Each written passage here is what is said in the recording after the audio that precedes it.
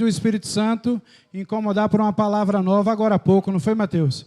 Eu fui pela manhã, minha palavra estava toda pronta, aí eu fui revisar, aí veio aquele negócio, vou escrever uma palavra totalmente nova.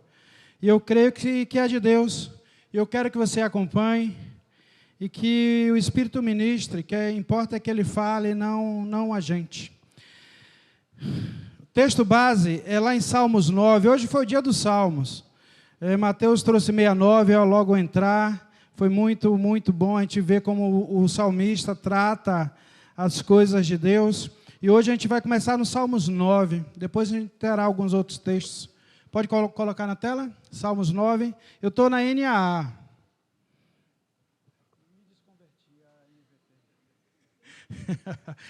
Ok? Salmos 9. Você que está de casa pode acompanhar. Você que está aqui também peço que acompanhe. Pronto, está lá na tela.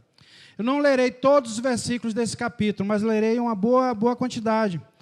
Ele começa com o salmista falando: eu te louvarei, Senhor, de todo o meu coração, contarei todas as tuas maravilhas. Versículo 2: eu em ti me alegrarei e exultarei, ao teu nome, ó Altíssimo, eu cantarei louvores. Pois, ao retrocederem os meus inimigos, tropeçam e somem da tua presença. Versículo 4. Porque defendes o meu direito e a minha causa. No trono te assentas e julgas retamente. Versículo 5. Tu repreendes as nações, destróis o ímpio e para todo sempre lhe apagas o nome. Aí pula aí para o versículo 8. Ele mesmo julga o mundo com justiça, julgará os povos com retidão. 9. O Senhor é também alto refúgio para o oprimido, refúgio na hora de angústia. 10, versículo 10. Em ti, pois, confiam os que conhecem o teu nome, porque tu, Senhor, não desampara os que te buscam. 15 agora. Versículo 15. As nações se afundaram na cova que fizeram, no laço que esconderam ficou preso o seu pé. Aí vai até o 20. O Senhor se dá a conhecer pelo juízo que executa. Os ímpios ficam enredados nas obras das suas próprias mãos. No inferno serão lançados os perversos, todas as nações que se esquecem de Deus. Pois o necessitado não será esquecido para sempre. E a esperança dos aflitos não será frustrada perpetuamente.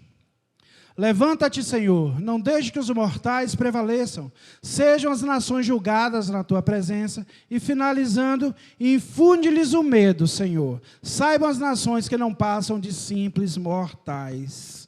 Muito obrigado, pessoal aí da mídia. Pessoal, é muito gostoso ver como o salmista trata as coisas de Deus, como o salmista ele é ousado na fala, como o salmista ele engrandece o nome do Senhor e ele desafia qualquer ordem estabelecida terrena, qualquer ordem estabelecida mortal. E aí, lendo esse texto, eu comecei a pensar como Deus foi apresentado para mim. E eu acho que hoje vai ser um dia de revelação. Pelo menos a idade de alguns será revelada. Olha bem, eu fui do tempo onde um filme bem famoso era O Inferno em Chamas. Por favor, obrigado, Sérgio. Eu desejei pela fonte de águas hoje.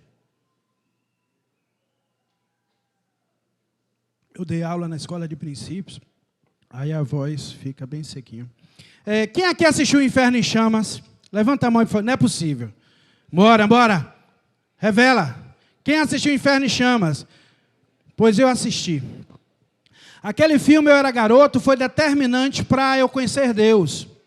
O que era o Inferno em Chamas? Era um filme que pregava o apocalipse. Mas naquele estilo, era o pessoal de cabelo assanhado, se queimando e gritando o tempo todo. Essa é a imagem que ficou daquele filme. Aquilo ali era a tentativa da igreja... Juade. Tá na veia. Ai. Aquele filme, pessoal, pegou a juventude, os meninos, e a gente tinha um medo terrível de ir para o inferno. Meu Deus do céu, eu olhava assim, pelo amor do guarda, se o inferno for aqui, eu estou dentro d'água. Dentro d'água quer dizer dentro do fogo. E a gente tinha medo. E interessante que esse filme ele passou no Brasil inteiro. Na época não tinha data show, na época não tinha negócio de cinema na igreja, mas eles conseguiram passar. Eu acho que com aquele projetorzinho, né, que bota a fita. Eu deduzo isso hoje. E aquele filme marcou uma geração. Vocês todos são mais jovens, pelo que eu vi, e Deus perdoe quem estiver mentindo ou estiver com a memória fraca. Então, aquele filme determinou para mim o conhecimento de Deus. Deus era um Deus que castigava. Deus era um Deus que pesava a mão. Deus estava só esperando eu pisar no tomate para arrancar meu pé. Mas mamãe me ajudou também nesse processo. Eu amo minha mãe, e dentro da luz que ela tinha, ela tentou me encaminhar para os caminhos do Senhor. E eu fui do tempo onde a frase mais ouvida era: Jesus está vendo. Oh, meu Deus do céu.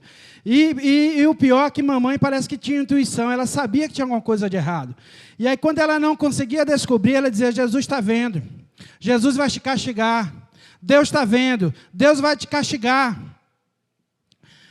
Era de todo errada a frase? Não, mas impregnava em mim um medo terrível desse Deus. Esse Deus que estava sendo apresentado para mim. Nós tínhamos medo de Deus, eu tinha medo de Deus, portanto, eu evitava proximidade com Deus. Eu evitava estar perto de Deus, porque era muito arriscado estar perto de Deus, porque se eu pensasse algo errado, Ele ia me castigar. Se eu respirasse de maneira equivocada, Ele ia me castigar. Se meu olhinho olhasse para o lado com qualquer tipo de intenção errada, Ele já ia me castigar fulminantemente. De todo mentira? Não, amados. Não. Deus é juiz, mas Ele é justo. Mas as crianças daquela época eram ensinadas assim, eram ensinadas a ter uma relação com Deus que não queria relação com o pecador. Não queria relação com aquele que não fosse perfeito, com aquele que não fosse plenamente santo. E, infelizmente, eu não conseguia me ver no padrão que Deus queria. Eu não conseguia me encaixar na forma que Deus cobrava. E eram crises enormes, porque eu era apaixonado por esse Deus. Eu amava esse Deus. Com 8, 9 anos de idade, lá em 1978, eu contei ali na Escola de Princípios hoje, Deus falou comigo. Isolado num quarto. Deus falou: o Senhor teu Deus que te ouve em segredo, te recompensará em público. Ele prometeu e Ele cumpriu, porque como Mateus falou, Ele não é homem para que minta, nem filho do homem para que se arrependa. Ele promete, Ele cumpre. O que Ele falou ao teu ouvido, Ele vai cumprir. Amém?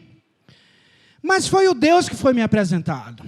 Por um tempo foi talvez até necessário eu ter medo de Deus, porque eu tinha um espírito um tanto quanto rebelde, um tanto quanto questionador, um tanto quanto fugaz.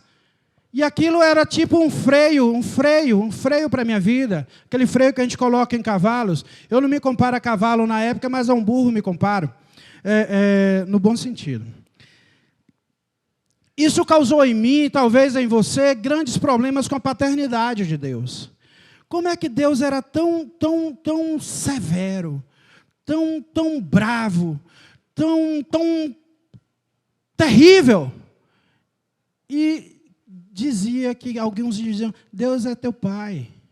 Quem sabe da minha história, na minha vida, eu só tive uma pessoa que eu chamei de pai. Deus, porque eu não conheci meu pai. Minha mãe se separou por volta de 1 ano de idade, eu já não sabia falar, então nunca pronunciei o nome pai para um ser humano. Graças a Deus eu pronunciei para ele. Então eu tive problemas grandes com a paternidade, eu com as minhas filhas eu tive grande problema de estabelecer uma paternidade, porque a referência que me ensinaram de Deus não era a referência correta. Pegaram tipo um espelho, quebraram e me deram só aquela parte. A parte que gerava em meu coração medo. Não era temor, era medo. Nós tivemos dificuldade também de entender a revelação do propósito. O que é que Deus queria, enfim, amados? Porque Ele me criara, porque Ele dizia que tinha um céu, mas o céu era tão difícil de ser alcançado, eu não via em mim, apesar de amá-lo, apesar de querer desejar Ele, eu não via em mim nada Nenhuma possibilidade nesse céu. Era tipo aquele pirulito que você mostra para a criança, mas você não dá. Oh, Pai. Deus me havia criado para dor e sofrimento. Tem muitos que declaram isso para Deus, em face do Deus que conhecem, acham que Deus os criou para dor e sofrimento. Eu, por um tempo, achei. Nada que eu pensava, nada que eu planejava, dava certo como eu esperava. A dor e o sofrimento eram, naquela época da minha vida, os instantes que mais me aproximava da religiosidade. Já era alguma coisa boa? Talvez. Mas era a vontade de Deus? Com certeza que não. Eu vim, depois de muito tempo, entender o propósito de Deus. E talvez você esteja aqui sem entender o propósito. Talvez você esteja aqui da mesma forma que eu, imaginando que Deus está alheio à tua vida, que Deus está te deixando à margem do propósito dele, está te abandonando para um dia te levar para o céu, talvez. O grande propósito que eu achava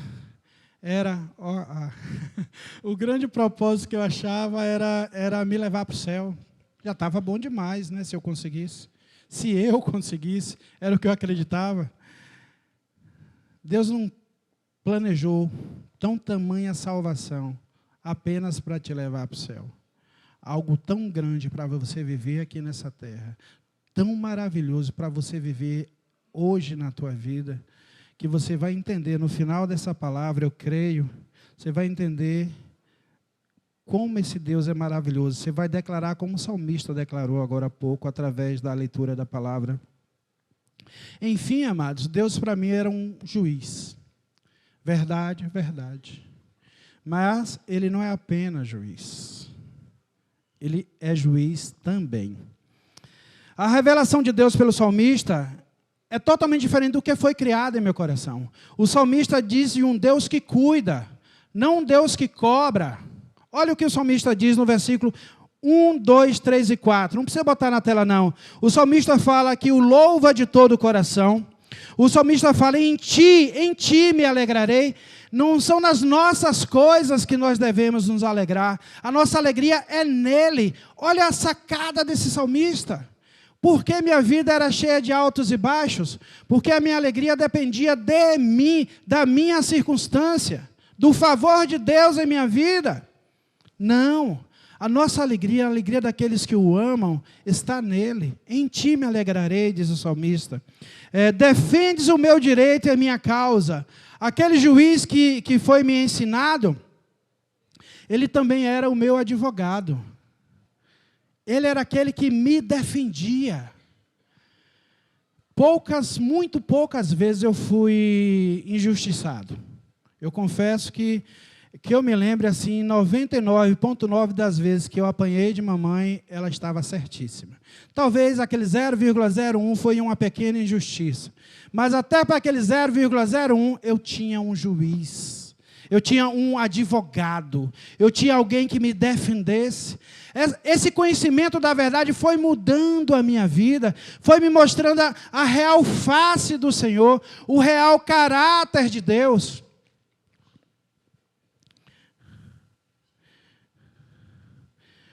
O Deus que faz diferença entre o justo e o injusto. O salmista percebe isso. Nos versículos 5, 8 e 9 e 10, o salmista diz que Deus destrói o ímpio, que Deus julga com justiça, que Deus é o refúgio na hora da angústia. Quem já teve angústia aqui, levanta a mão. Quem já chorou, aflito por algo, levanta a mão. Deus estava presente nesse choro. Cada lágrima de vocês foi contada por Deus. Foi guardada por Deus. Foi cuidada por Deus. Aleluia. Ele não desampara os que o buscam, está lá no versículo 10. Ele não desampara. Então, amados, aquele Deus que tinha me mostrado que era apenas aquele que me julgava, que estava pronto para me punir, o salmista já vinha começando a revelar um Deus que apesar de juiz, também era advogado, que apesar de decretar, digamos, a culpa ou a inocência, era aquele que levantava recurso em meu favor. Tem uma palavrinha na Bíblia que diz que Deus sabe que somos pó. Isso é lindo. Ele não nos julga à medida da nossa, digamos assim, do que eu não posso. Ele me julga à medida do que eu posso. E tudo que eu posso, tudo que você pode, de fato, é através dele e por ele. Amém? Lá no versículo 15, até o final, o salmista fala de como Deus não vai deixar impune aqueles que se afastam dele. Ele fala: as nações afundaram na cova que fizeram, as nações se esqueceram de Deus, e as nações são pobres mortais. Tudo isso que você vê, forte, lindo, maravilhoso.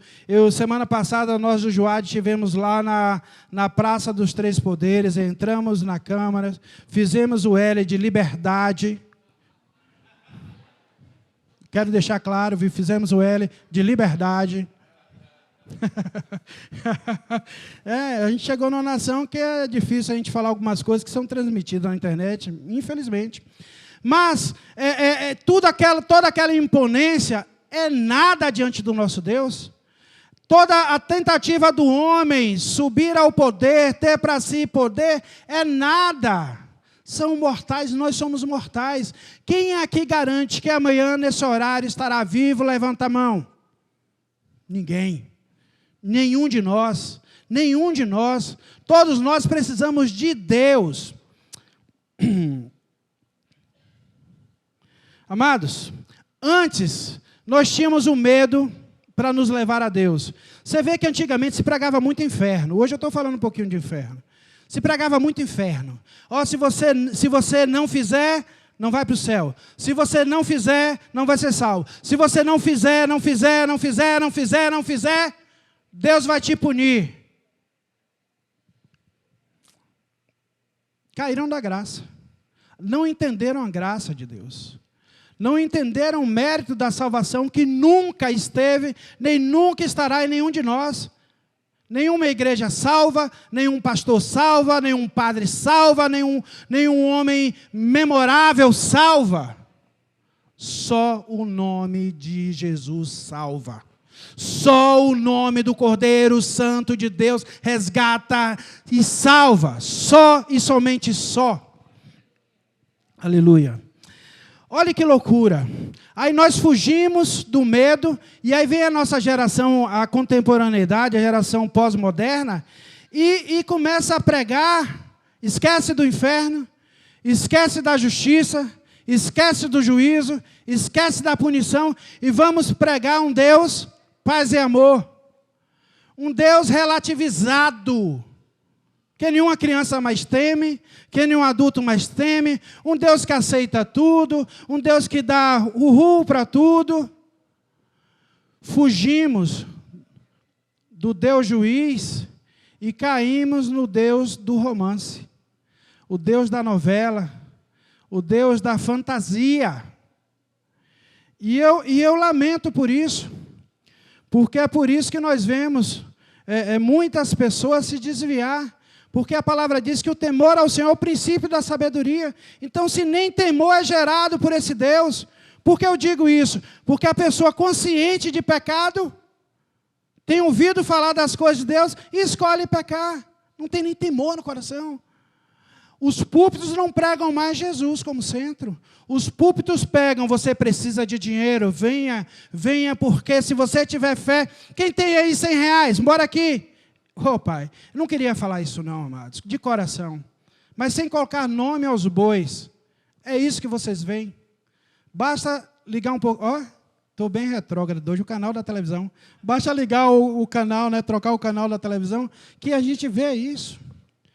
O Deus que vai curar suas dores, Ele está aqui. Jesus se sacrificou para que você não sofra, irmã.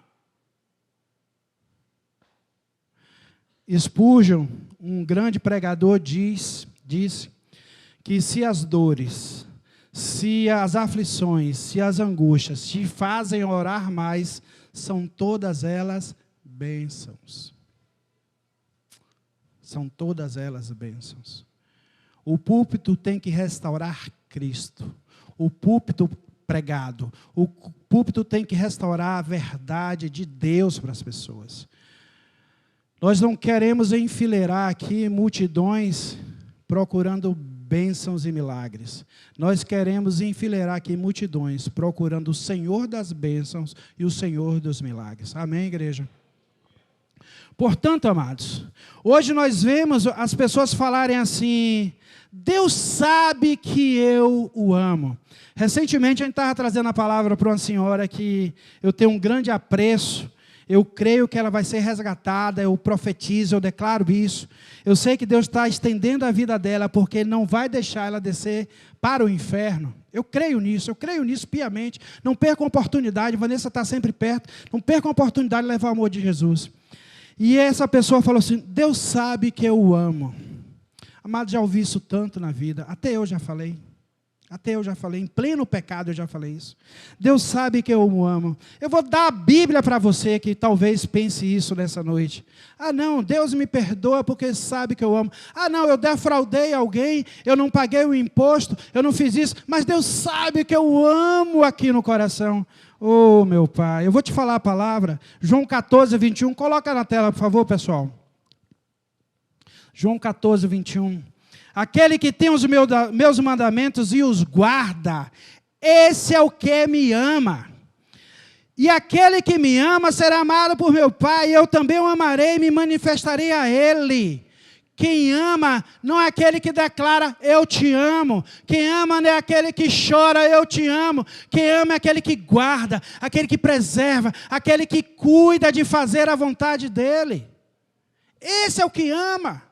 A palavra diz, meu povo perece por falta de entendimento. Está escrito na palavra. Precisa de interpretação? É óbvio, é claro, é nítido. Aquele que me ama, me obedece. Em outra versão. Aquele que me ama, me obedece. Ah, Cláudio, mas obedecer o quê? Lê a palavra. Procure seu discipulador, procure seus pastores. Quem tem sede, busca as águas. Amém? Outro tipo de gente que a gente vê, pessoal, é aquele que é seu próprio juiz. Aquele que julga as suas ações. Não, mas eu fiz isso por isso, eu fiz aquilo por aquilo. Eu vou te apresentar um texto de Jeremias que é perfeito. Foi perfeito para mim. Quando eu tinha justificativa para tudo que eu fazia. Tudo que eu fazia era belo aos meus olhos. O texto de Jeremias 17, 9, na tela, por favor. O coração humano é mais enganoso que qualquer coisa e é extremamente perverso. Quem sabe de fato o quanto é mal, olha para o teu coraçãozinho. Olha para o teu coraçãozinho. Sabe o que ele é diante da palavra do Senhor? Pode voltar ao 9. É mais enganoso que qualquer coisa. O coração te engana, amados. O meu me enganou por muito tempo. Enquanto eu era altivo, presunçoso, eu vivia segundo o que o meu coração dizia que era verdade. E o coração tem toda a expertise em enganar, a tentar transformar a verdade em mentira e a mentira em verdade. Eu louvo a Deus pelo exemplo do salmista Davi, que pede a Deus para prescrutar o coração dele e mostrar a ele se há algum caminho mau. Eu oro essa oração. Ora essa oração. Talvez, Deus, tenha alguma coisa aqui que ainda não te agrada. Me revela. E eu conclamo a você que também ore, buscando não acreditar nos desígnios do seu coração.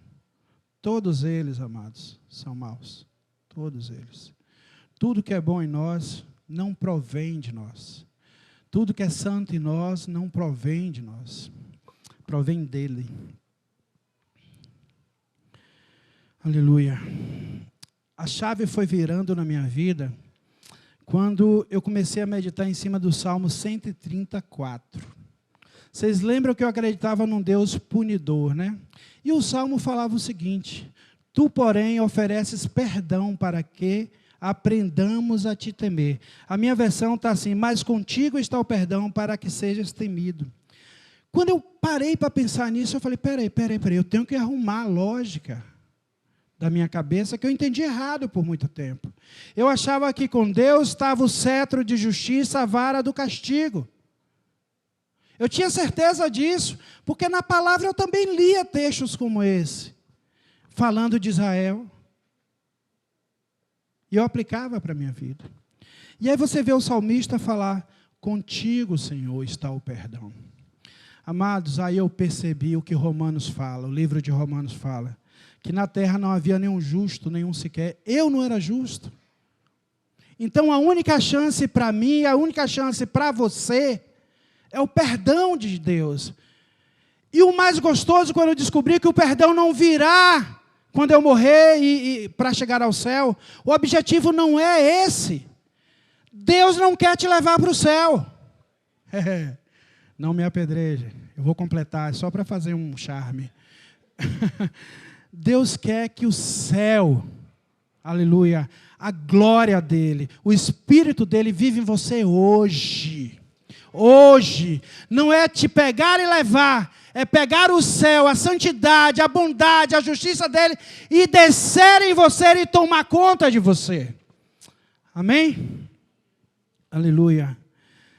O versículo 5 do Salmo 130 fala, aguardo o Senhor, a minha alma o aguarda, eu espero na sua palavra. O 6, a minha alma anseia pelo Senhor mais do que os guardas anseiam pelo romper da manhã.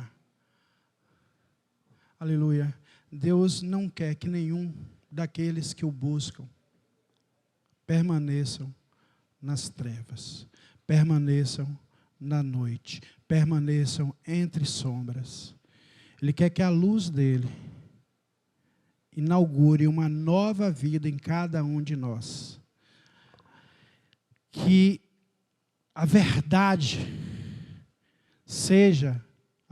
dele seja a nossa verdade. Amados, só há um caminho, uma verdade e uma vida, Cristo Jesus. Não há uma outra possibilidade de chegarmos a Deus. Não há uma outra ponte, não há um outro intercessor. Em Efésios 1, 9, 10, 11, 12, eu queria ler, e já concluindo. Ele nos revelou o mistério de sua vontade, segundo o seu propósito que ele apresentou em Cristo. Olhe qual é o propósito de Deus, de fazer convergir em Jesus, nele, na dispensação da plenitude dos tempos, todas as coisas, tanto as do céu como as da terra. Em Cristo nós fomos feitos herança, predestinados segundo o propósito daquele que faz todas as coisas, conforme o conselho da sua vontade, a fim de sermos para o louvor da sua glória. Lá nos céus? Também. Mas já aqui na terra, Deus te escolheu, Jesus morreu por você, derramou sangue na cruz, o pessoal do louvor pode vir, derramou sangue na cruz, para que você já agora fosse para o louvor da glória dele, porque os de antemão, aleluia, nós os que de antemão esperamos em Cristo, aleluia. Amados, foi-nos contado muitas histórias a respeito de Deus. Foi-nos pregado, eu ouso falar, vários deuses. Deuses que nos davam medo e deuses que enganavam, pregavam para nós uma salvação onde nós precisávamos ser merecedores dela. Onde nós precisávamos fazer 50% e Deus os outros 50%. Você pode estar pensando, Cláudio, tu está pregando aí que eu não preciso fazer nada, eu posso caminhar em pecado? Amados, eu estou pregando aqui que a graça do Senhor é suficiente para te salvar de você mesmo. Que uma vez que você reconhecer a graça, uma vez que você reconhecer Cristo como Senhor e Salvador de sua vida, uma vez que o sangue de Cristo te tocar, você vai viver em santidade, não com medo do inferno, não por conta do pecado, mas você vai viver em santidade por gratidão a Ele, que te tirou do império das trevas e te resgatou para o reino do seu amor. Aleluia.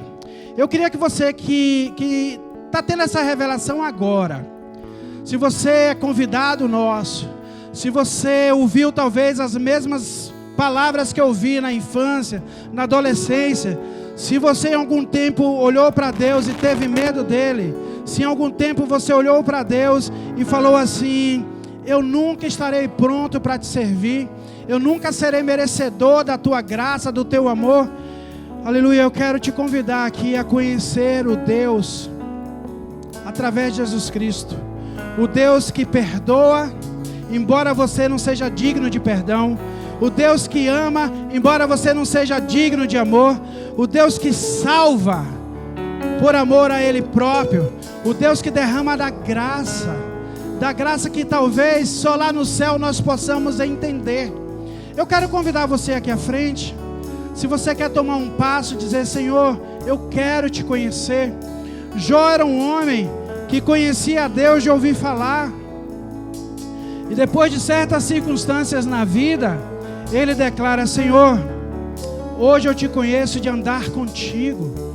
Eu queria que você que quer andar com o Senhor de maneira mais íntima, que quer procurar a face dele de maneira plena, que quer largar as algemas do medo, que quer largar as algemas da religiosidade e traçar um caminho de fidelidade diante dele, aprendendo com ele, sabendo que todo o projeto dele não é para o céu, é para hoje na tua vida.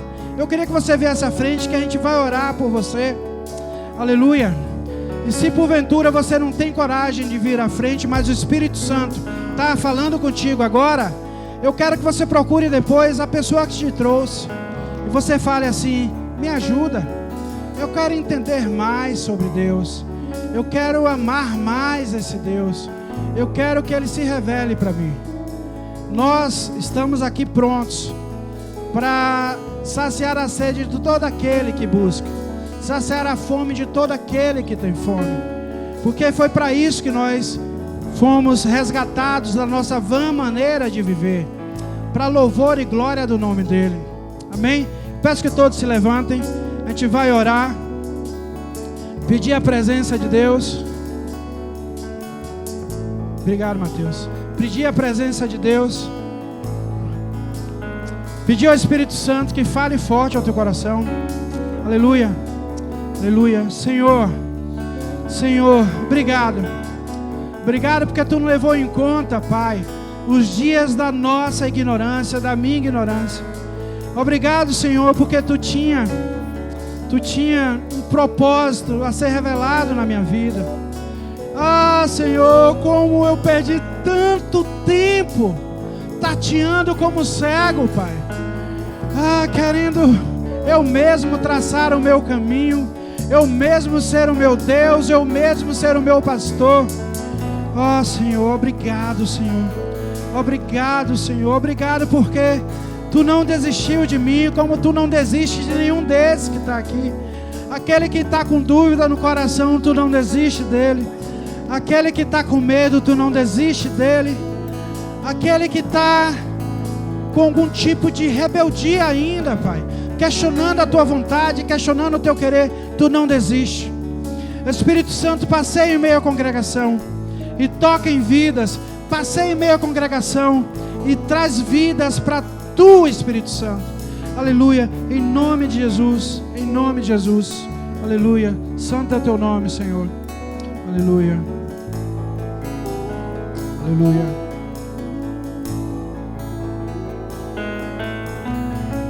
Seguro estou nos braços daquele que nunca me deixou.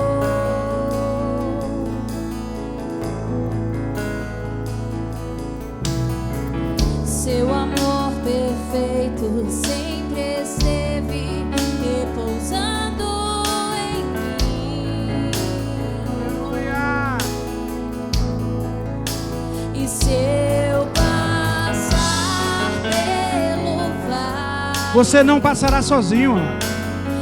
Jamais Ele vai te deixar só. A palavra diz que a mãe até pode esquecer do filho, mas Ele jamais se esquecerá de cada um de vocês. Aleluia, aleluia. Ele não sacrificou o filho à toa. Aleluia. O amado, aquele que o comprasse. Aleluia. Levanta a mão, igreja, e adora. Adora com gratidão esse Deus que te salvou, esse Deus que te cura. Aleluia. Descanso só nele, amado. Teus braços é o meu descanso. Ah, Senhor. Teus braços é o meu descanso. Ele recolhe as tuas lágrimas. Seguro estou nos braços daquele que nunca me deixou. Ele te conhecia como quando você era substância informe no ventre da sua mãe. Seu amor perfeito sempre esteve repousando em mim.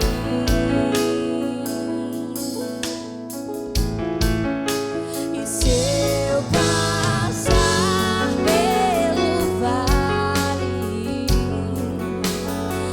acharei conforto em teu amor, pois eu sei que és aquele que me guarda, me guardas.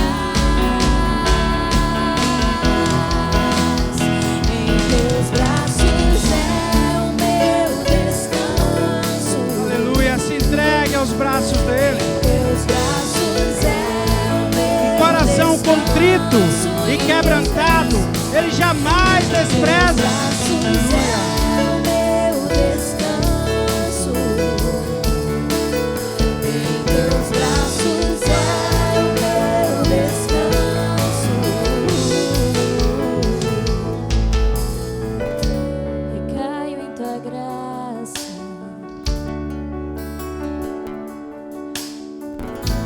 Recaio de novo em tuas mãos. Recaio em tua graça. Eu conto contigo. Recaio de novo em tuas mãos. E se eu passar pelo vale, acharei conforto em teu amor, pois eu sei que és aquele que me guarda, me guarda. Em teus braços é o meu descanso. Teus braços é o meu descanso. Em teus braços é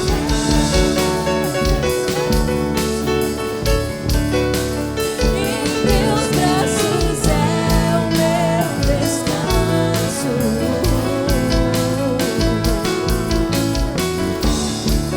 descanso.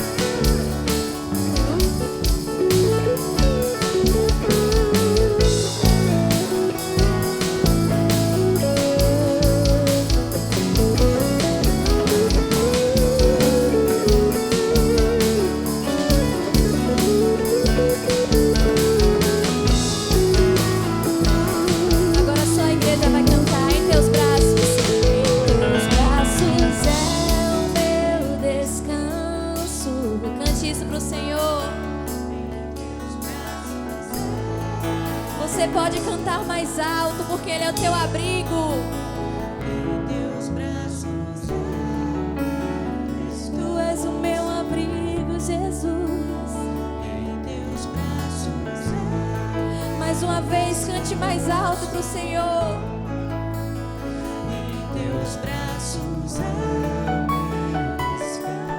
Eu me apego em ti, Jesus.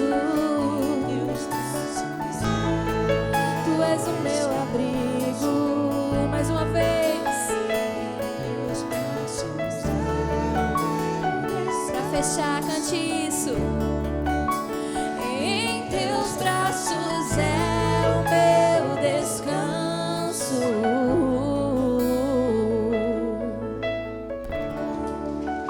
Aleluia. Queridos, os braços do Senhor é o teu descanso. Amém? Queridos, nos reuniremos ali no Videira Café para nosso momento de comunhão além aqui da celebração, e que Deus conceda a cada um de vocês uma semana fantástica, com muita alegria no rosto, porque você sabe que nos braços do Senhor é o teu descanso. Em nome de Jesus, amém.